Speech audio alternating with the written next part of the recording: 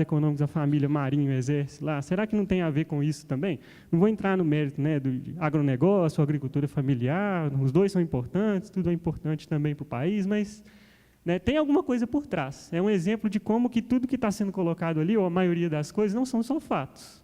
Né? Então, se não há propaganda sobre a agricultura familiar, mas sim sobre o agronegócio é o que sustenta o PIB do país há tanto tempo, ele é o mais importante, então eu vou valorizar isso, eu vou valorizar os políticos que defendem isso também. Né? É uma ideia que tentam passar. Mas o que passa na TV, não só em propagandas, mas nos jornais também, as notícias, a forma como elas são passadas, né? Ela passa valores, passa opiniões, não passa só fatos, e geralmente tem algum interesse por trás, e esse interesse quase nunca está de acordo com o que é a vontade de Deus. Se a gente for parar para pensar. Uma propaganda tem que passar um interesse mesmo, tem que ter um interesse por trás, normal.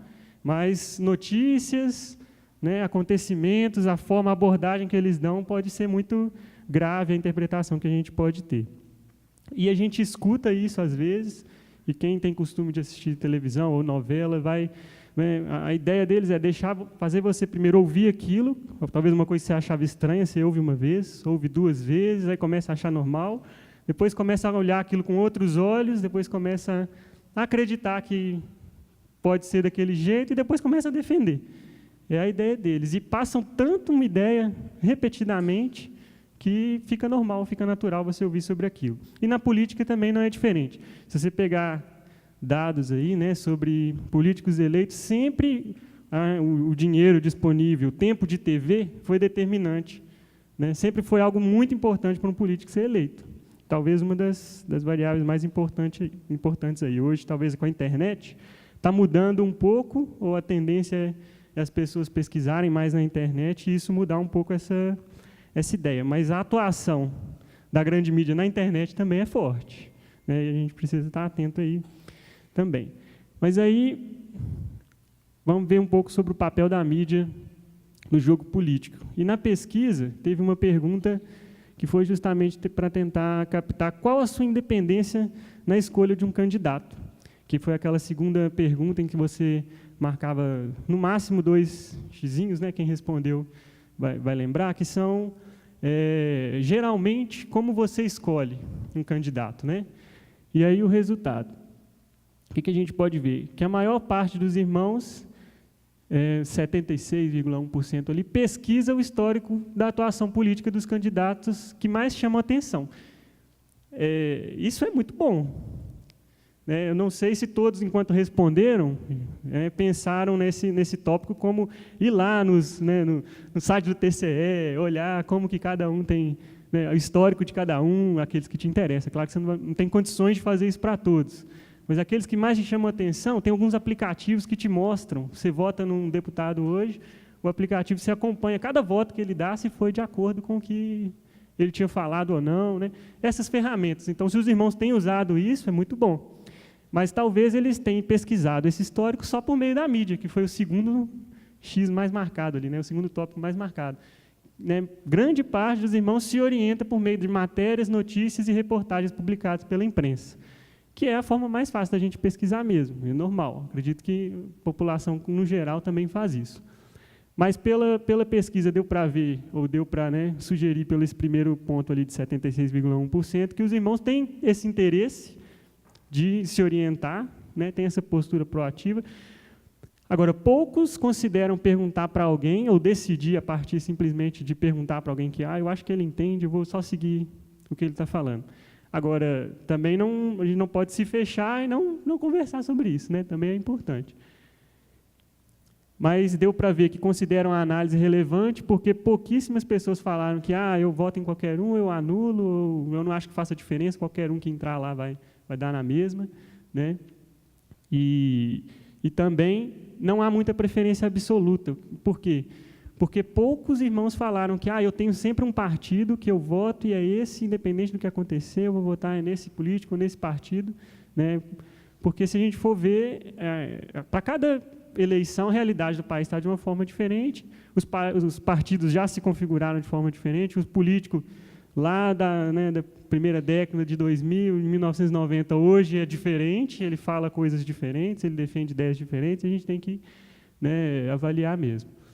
Agora, o principal que chamou a atenção foi isso. TV, rádio, jornal e internet são as principais fontes de informação. E o que a gente pode ver sobre isso, ou pensar um pouco sobre isso?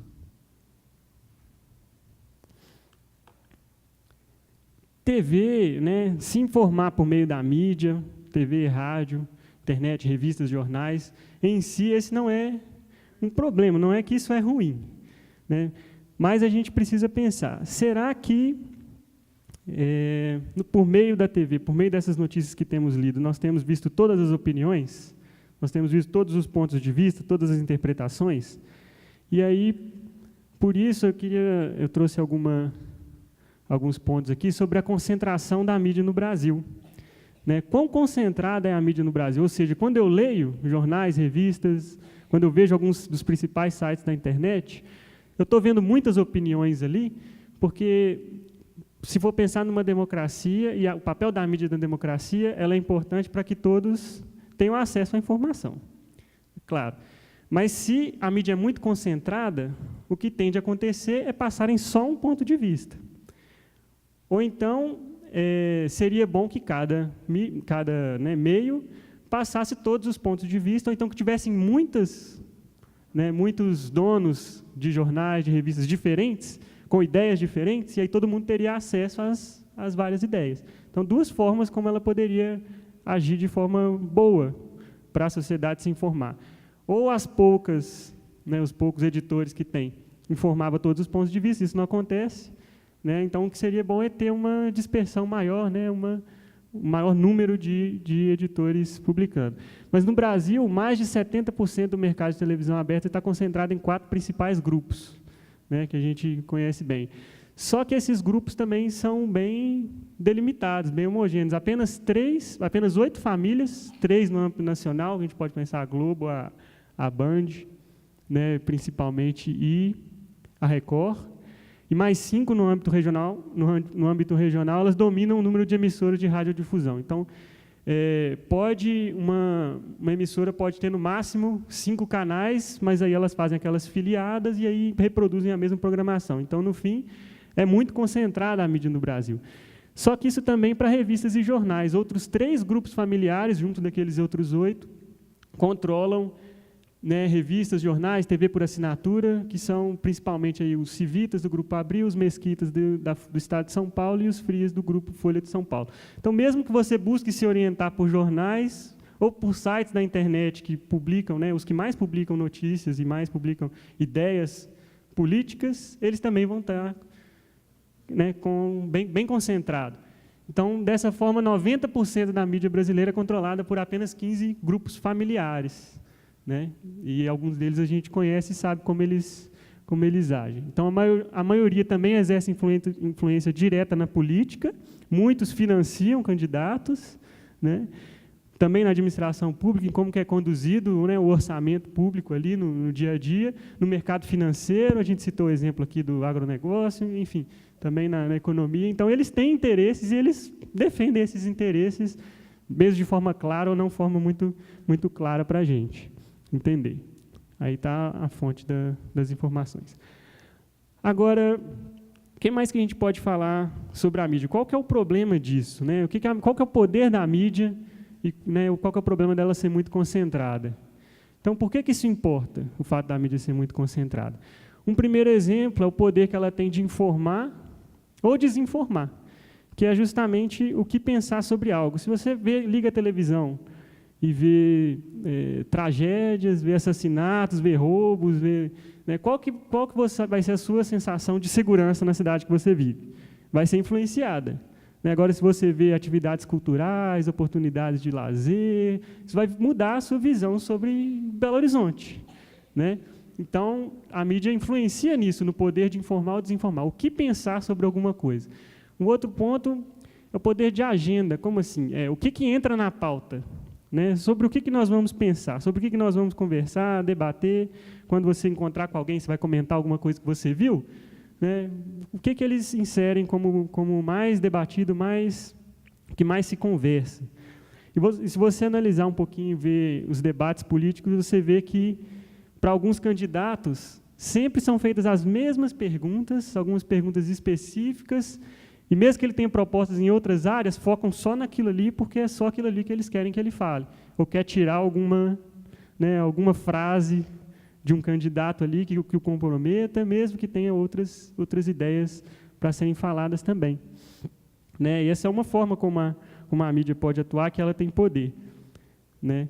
A gente pode pensar também no caso da ideologia de gênero, né, que teve a pregação aqui, ou sobre essa tentativa de disseminar a ideia de direitos de homossexuais, como que isso é tão colocado em pauta em todos os lugares na mídia, né, seja em filme, seja em novela. Então, isso é colocado como um ponto principal a ser debatido, de tanto que é falado, né, de tanto que é colocado. E um último ponto ali, que é o poder de enquadramento. Né? Naquela imagem, a gente viu que aconteceu um fato, mas a mídia focou em um ponto específico que deu uma ideia bem distorcida do que realmente aconteceu, que é o enquadramento. E sobre isso tem até um exemplo aqui, que foi uma notícia de 2017, que um soldado israelense matou um palestino, e aí o jornal o Globo publicou dessa forma. Ele publicou primeiro esse manchete de baixo. Soldado israelense que matou palestino é condenado por homicídio. Então, o vídeo do assassinato de homem caído no chão dividiu a opinião pública no país. Então, ele passa uma ideia sobre o que aconteceu. Um israelense chegou lá e matou um palestino que estava caído no chão. Passa só essa ideia. Não estou falando que é certo ele ter matado o palestino que estava caído no chão. Mas aí, depois, né, algumas pessoas correram atrás e pediram para o jornal mudar a manchete e republicar. E aí eles tiveram que republicar assim: o soldado israelense que matou o agressor palestino é condenado por homicídio. E aí incluíram lá, antes ele havia cometido um ataque com faca. Então, antes do israelense matar o palestino, ele tinha sofrido um ataque terrorista, não sei, com faca, né? Um atentado. Sofreu um atentado. Então, assim, acredito que, nesse caso, o palestino já estava imobilizado lá, então, realmente, não precisava dele ter ido lá e matado, mas muda a forma como a gente pensa sobre o que aconteceu. Né? Esse é um exemplo do poder da mídia de enquadramento, e isso é feito, né, a mídia atua muito assim também na política, e como que ela mostra as coisas. Então, Isaías 5:20 diz: ai dos que ao mal chamam bem, e ao bem mal, que põem as trevas por luz, e a luz por trevas, e o amargo por doce, e o doce por amargo. Né? É o que muitas vezes a mídia tenta fazer, e nós precisamos avaliar as questões de forma consciente. Né? Talvez buscar outras fontes de informação, trocar ideias com os irmãos, trocar ideia com as pessoas que tiveram em algum acontecimento, antes de tirar a conclusão, antes de ter a convicção sobre alguma coisa que aconteceu. Né? E esse é o primeiro ponto que eu queria tratar sobre o papel da mídia. Agora, o segundo ponto... Sim, claro.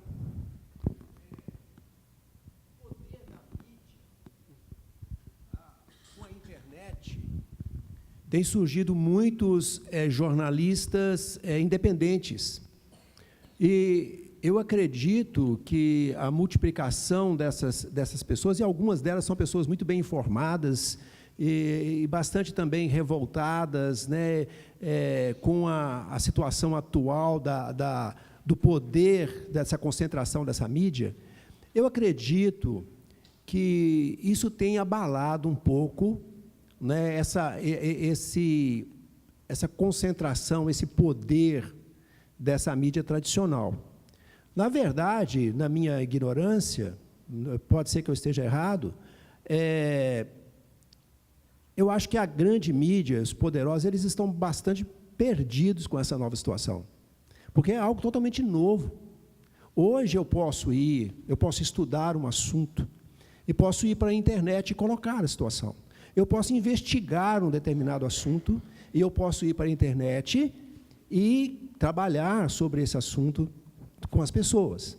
Então, assim, isso realmente é algo que não se esperava há 20 anos, 15 anos atrás, talvez. Então, assim, eu acho que pode melhorar, né, se nós procurarmos outros veículos, né, outros informadores, além dessa grande mídia. Né? Eu tenho observado alguns senhores, algumas pessoas muito estudiosas, preparadas, e que, aparentemente, realmente, o único interesse que eles têm é de ver a sociedade caminhando por uma direção melhor. eu gosto muito de ouvir essas pessoas, né? Que você vê que a pessoa não tem, né, interesse a não ser esse. O que é que você acha disso? Eu acho que, com certeza, e principalmente com a internet, igual você falou, outros jornais ou jornalistas independentes, mas eu acho que estão poucas pessoas, por enquanto, com essa consciência que você tem. Né? Pensando num país com, né, 100 e tantos milhões de eleitores, né, muitos nem acesso à internet têm, né, e muitos ainda têm aquela relação com a política de, né, clientelismo, né, que é o padrinho político, ou que é né, quem domina a região ali. Então, talvez nas capitais, e principalmente entre o público mais esclarecido, ou que busca mais informação, né, isso já é bem mais forte. Mas é claro que assim, é um caminho, mas eu assim, você tem a visão de 20 anos atrás, eu não sei o tanto que isso já mudou. Porque, né, eu voto desde 2010 e isso já era para mim realidade, a possibilidade de buscar, né, de buscar esses outros meios de informação. E aí, também a gente já tem uma certa ideia, desde criança, sobre, né, quem é criado com princípios cristãos, sobre o que passa na mídia, que, né, em todos os sentidos, não só com relação à política, que é bem, a gente tem que levar, não tem que levar tanto em consideração, muita coisa. Mas é um caminho que precisa ser fortalecido ainda. Eu imagino que assim, não tenha tantas pessoas no Brasil ainda com essa mesma consciência que você tem. Mas a ideia é justamente incentivar isso, né, para que seja uma prática mais, né, comum, para que as pessoas, né, aí um perigo também é a ideia das notícias falsas, fake news, né, se você buscar em uma fonte de informação só, mesmo que seja independente, né, talvez você não está pegando a verdade como um todo ali, né, mas é um bom ponto, sim.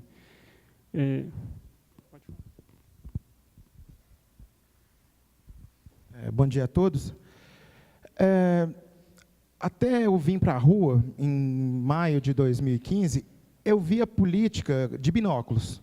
Então, eu acompanhava, assim, acompanhava por nome, votava por nome. Então, o nosso amado aqui, sem saber direito, discernir qual é realmente o que ele representa e o que partidos representam. E eu vejo, assim, hoje, inserido em políticas, começo a ver, assim, que esse ponto que o irmão está trazendo aqui, ele se tornou um pequeno furo nesse domínio que a mídia traz. Porque a mídia nos ensina, assim, vote no determinado irmão. Então, eu vou votar no irmão Edson, porque o irmão Edson é muito bom, é uma pessoa muito bacana. Eu voto nele, mas não acompanho o que ele faz. A mídia não coloca ninguém, você não vê mídia nenhuma colocando para você acompanhar o que o indivíduo está fazendo. Então, eu contrato um cara para poder trabalhar para mim, e o cara fica lá 1 ano, 2 anos trabalhando, mas eu nunca acompanho o serviço que ele fez, ou que deixou de fazer, se aquilo que ele está fazendo é o que eu queria, ou se não é, mas continuo pagando. Então, é isso que acontece, e a gente vê assim, que votar, ele é orar. Então, eu vou lá e voto, eu participo, então eu estou orando. Mas Jesus falou que você tem que orar e vigiar. E essa vigília, agora que está caminhando uma pequena luz, de você conseguir saber o que realmente esses indivíduos fez, ou o que eles fazem. Porque controlar o que esse cara faz depois, é que realmente é um negócio muito, muito complicado. Vocês estavam falando, eu até lembrei de um assunto, porque assim, essa pesquisa vai além do que você saber sobre a vida de um candidato, né, ou sobre o que ele defende, mas sobre um tema, qual que é a sua posição. Eu lembro, quando estava mais em voga no início do ano, no fim do ano passado, a questão da Previdência, reforma da Previdência. E assim, eu via muita opinião sendo colocada com convicção na internet, nas redes sociais, por jovens, de acordo com alguma coisa que leu, né? Mas, assim, não tratando o assunto com a complexidade que tem. Né? Então, assim, às vezes falava... Então, isso para mim, é um sinal de que ainda é incipiente, é um caminho, mas que precisa ser mais divulgado, mais, né, melhor utilizado, até porque também esses grandes grupos têm influência também na forma como como as notícias são propagadas na internet também. Mas igual o irmão falou, claro que tem várias outras opções, tem aplicativos, como eu disse, para acompanhar, tem sites que são mais isentos, né? A gente pode compartilhar esses links depois também, né? Mas vamos seguir. Um outro ponto que eu queria trazer é sobre o que eu espero do Estado. até inquietação minha por ser funcionário público, e às vezes a gente ouve cada dia mais as pessoas falando: isso é o Estado que tem que resolver, o Estado não faz isso, o Estado não faz aquilo. E eu fico pensando, como funcionário público, né, o que mais a gente precisa fazer, né? E assim, talvez essa é uma visão que tem passado e tem crescido entre as pessoas, e tira dela o foco também, né? Tira ela a capacidade de priorizar, né? Qual que é realmente a capacidade do Estado de atuar, influenciar a minha vida nas decisões que os governantes tomam, e a partir daí, qual vai ser a minha prioridade na hora de escolher um político, né? Em qual que defende cada um dos pontos, vários temas que a gente tem, qual que é o principal para mim, que eu acho que nesse momento, em 2018, vai ser o que mais pode influenciar a vida do brasileiro, minha vida, né? Então, a gente precisa pensar sobre isso também. E teve a pesquisa que a gente fez, na pesquisa teve uma questão sobre isso, que é para você falar em quais áreas a atuação do Estado pode mais impactar a vida das pessoas, na sua opinião, seja positivamente, né, ou negativamente. Então, no resultado, essa foi a pergunta que teve a resposta mais heterogênea, né, menos consenso.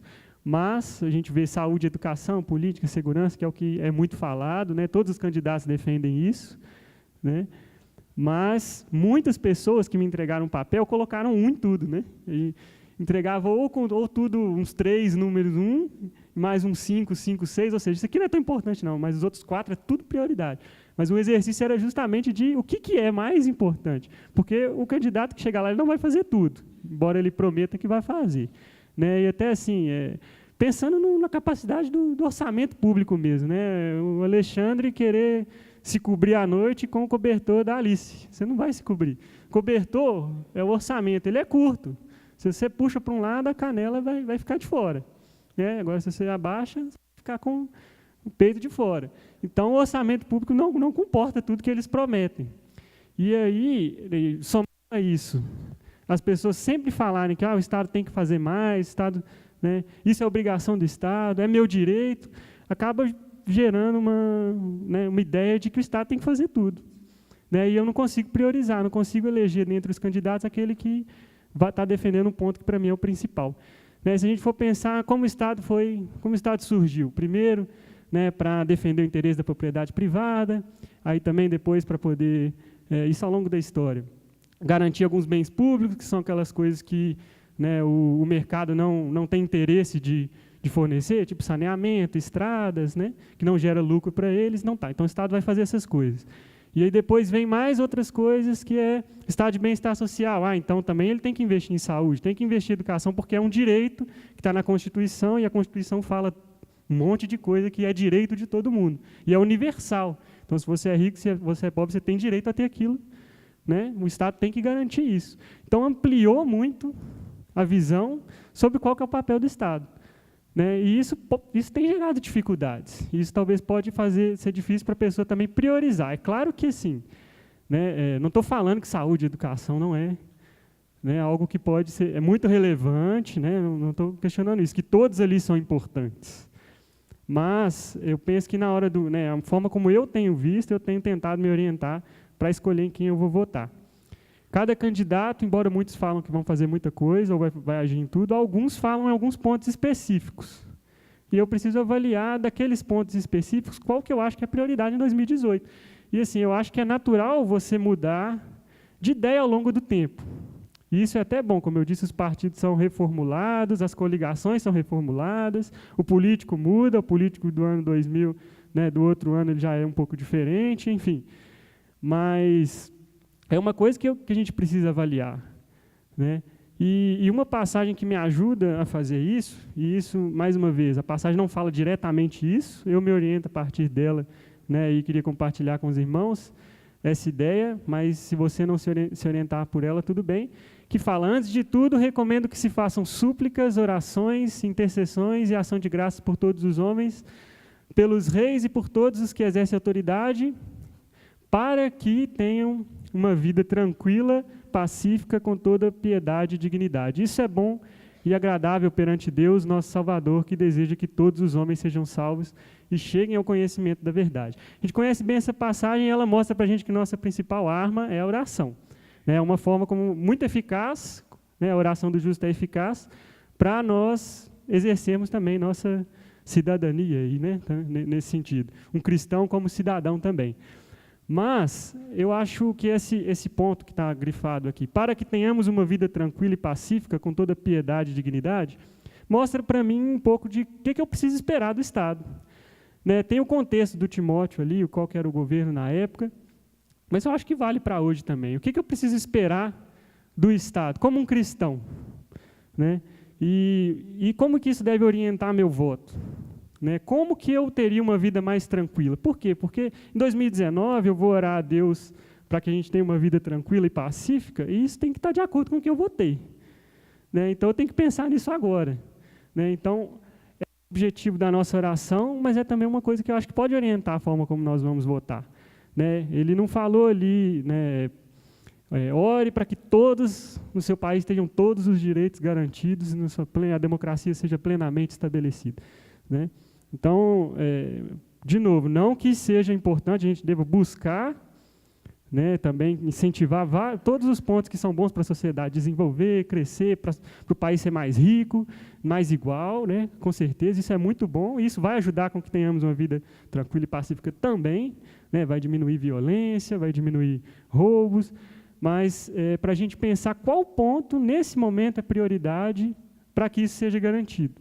Né? Assim, é a forma como eu tenho me orientado, que eu queria compartilhar com os irmãos. Né? E se alguém até quiser comentar, ou tem uma outra forma de pensar, não tem problema. Mas, dando continuidade... Sim.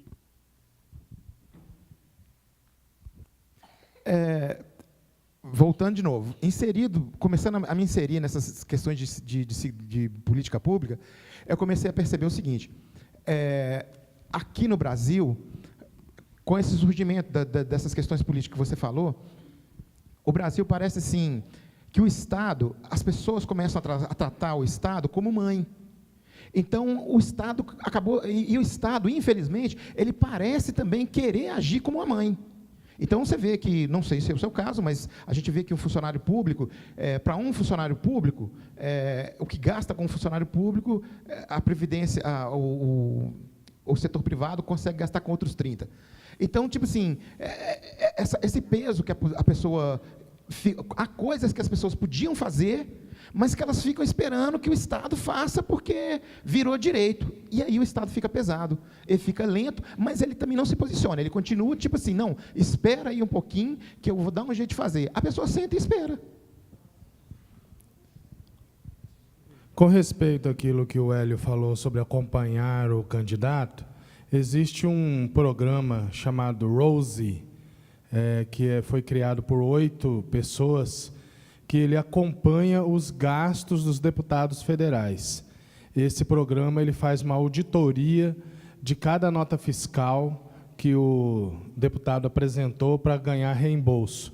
E assim ele vai descobrindo reembolsos errados, corrupção, e manda para um site público. Então é só você digitar no Google robô que faz a auditoria dos deputados federais, chama Rose.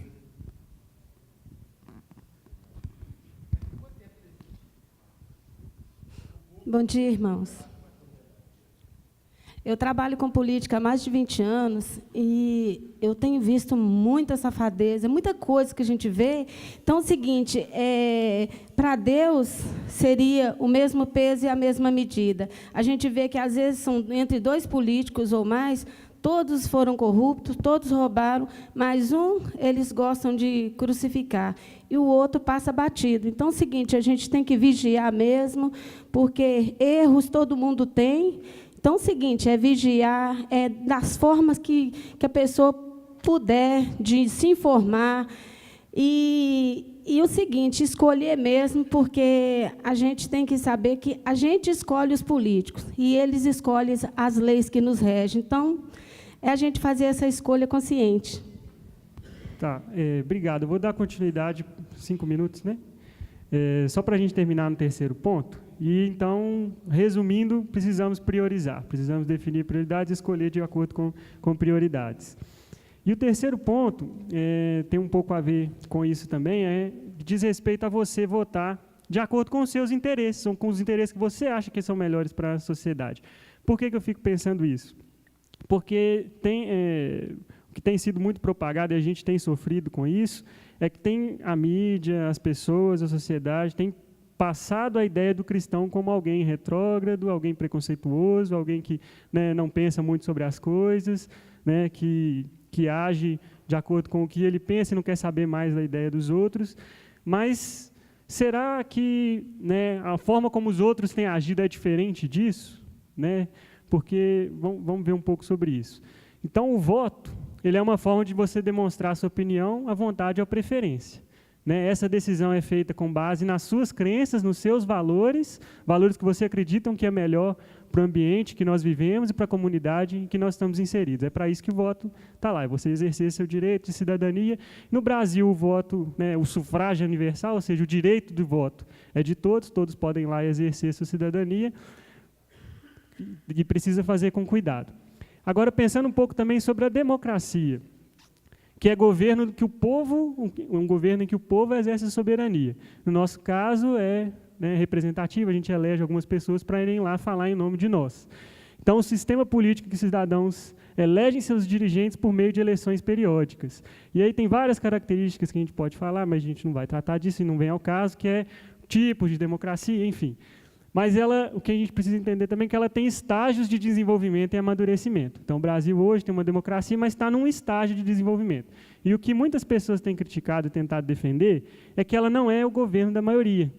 Por exemplo, o Maurício vai fazer um almoço na casa dele, a Marlene resolve fazer uma pesquisa lá democrática, perguntar para os filhos o que eles querem de sobremesa, os 4 meninos querem uma coisa, a Gabi outra. E aí eles elegem, né, qual que é a sobremesa por maioria absoluta, né? É democrático, está de acordo, está ok, mas a Gabi não saiu representada. Né? Um exemplo. Então, no nosso país, a forma como nós elegemos as coisas acontece assim também. Muitas vezes a crítica que é feita à democracia, né, é que a minoria fica sem ser representada. Então, a democracia, para ela ser plenamente desenvolvida, amadurecida, segundo a teoria, ela tem que permitir o direito a todos, né? Ninguém tem o seu direito tolhido, e aí o direito está sendo até um ídolo, todo mundo quer o seu direito, né? E, independente do que aconteça. Então, assim, o meu direito é limitado onde entra a liberdade do outro. Né? Esse aqui é um problema, porque gera conflitos. Os nossos valores, né, faz com que queiramos direitos e tenhamos direitos garantidos que do outro, né, vai impactar no do outro. Só que essa ideia disseminada, né, de que o cristão é retrógrado, talvez tenha convencido algumas pessoas e alguns cristãos, né, de que a sua ideia, os seus valores valem menos, ou não tem que, né, se sentem tolhidos, se sentem acuados para demonstrar esse valor também. Né? Então, o ponto de choque é esse. A democracia, assim como em todas as formas degradadas de governo, os indivíduos agem somente em seu próprio interesse ou de seu grupo, enquanto que nas formas virtuosas os indivíduos preocupam-se com o bem-estar da sociedade como um todo. Só que esse se preocupar com o bem-estar da sociedade como um todo é feito por cada um de acordo com a sua ideia. Né? Então, como eu deveria votar? Eu voto de acordo com os meus interesses particulares, eu voto de acordo com o que eu penso que é melhor para a sociedade, ou eu voto de acordo com o que toda a sociedade manifesta como seu interesse. Teoricamente, né, esse último é o que seria da democracia plena, mas se formos olhar no Brasil hoje, conseguimos chegar nesse ponto? De jeito nenhum. Né? E a forma como tem passado, tem colocado o cristão como aquele que não defende, né, é antidemocrático, porque ele não vota segundo esse terceiro ponto, mas, na verdade, as propostas dos outros invadem muito nossos interesses também, e nossos direitos também. Né? Por exemplo, a questão do aborto, a gente pode pensar, o direito à vida fere o que a gente pensa que é a vida de um ser humano. Né? Ou o direito de você corrigir o seu filho, né, com um tapa, por exemplo. Né? São coisas que vão passando e, à medida que uma medida é aprovada, né, uma decisão é feita, outra mais grave fica mais fácil de ser tomada também. Então, nosso tempo acabou, tinha mais alguma coisa para a gente falar, mas são esses 3 pontos que eu queria te incentivar a pensar um pouquinho, na hora de escolher, né, o seu voto, aqueles representantes que realmente vão falar em nome de você no Congresso. Aqui no Estado, a gente fala muito do presidente, mas fala pouco do governador, que também está próximo de nós aqui, a gente precisa pensar sobre isso. Primeiro, preste atenção, né, no que a mídia tem falado. Há outras formas de a gente buscar, que tem crescido essas formas, tem se fortalecido, de buscar informação, e a gente pode conversar um com os outros. Por outro lado, né, vamos filtrar um pouco o que a gente pensa sobre o Estado, que o Estado deveria fazer e priorizar, ver qual que é o ponto mais importante que a gente deveria ter nesse momento, nas eleições de 2018, e também não de valorizar o nosso voto a partir dos nossos valores, porque o que está sendo falado, propagado do outro lado, não defende essa democracia pura também, né? Então, que Deus nos abençoe e vamos encerrar.